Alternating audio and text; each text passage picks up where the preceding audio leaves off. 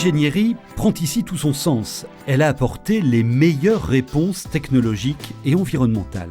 Les ingénieurs des GIS, de manière collégiale, recherchent des solutions techniques, chacun dans sa spécialité, que ce soit les corps d'état techniques, que ce soit la structure. Chacun réfléchit à la façon de répondre à la question architecturale, dans sa géométrie, dans sa fonction.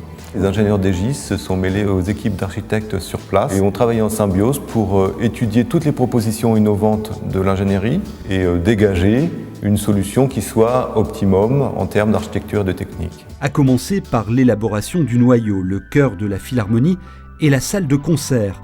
La délimitation est matérialisée par 2 voiles parallèles en béton armé qui forment le noyau de la structure. C'est bien ce travail transversal en phase de conception qui l'a permis.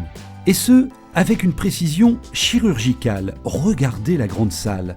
L'intimité recherchée par l'architecte doit se conjuguer avec les impératifs d'acoustique différenciés en salle et en scène, avec des conditions de température et d'humidité exigeantes. Un violon ne peut pas supporter le moindre écart. De nombreuses modélisations ont donc été nécessaires.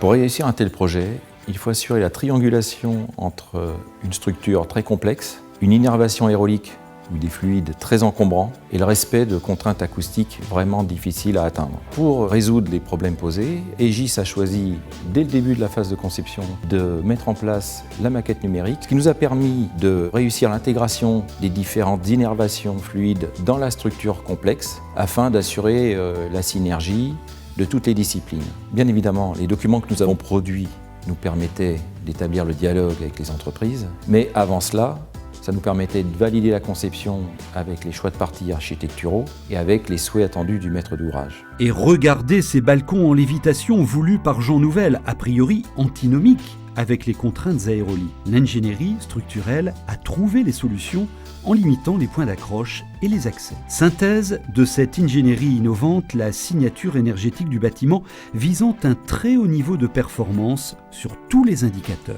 Le cahier des charges initial, c'est de créer une grande institution qui soit ouverte au plus large public. Tout a été conçu de telle façon qu'on obtienne un label haute qualité environnementale. Les fins de chantier sont toujours des fins très spectaculaires, donc tout est planifié de telle façon qu'on soit au rendez-vous pour le concert inaugural le 14 janvier. L'outil nous a vraiment servi à mettre en œuvre ce projet monumental.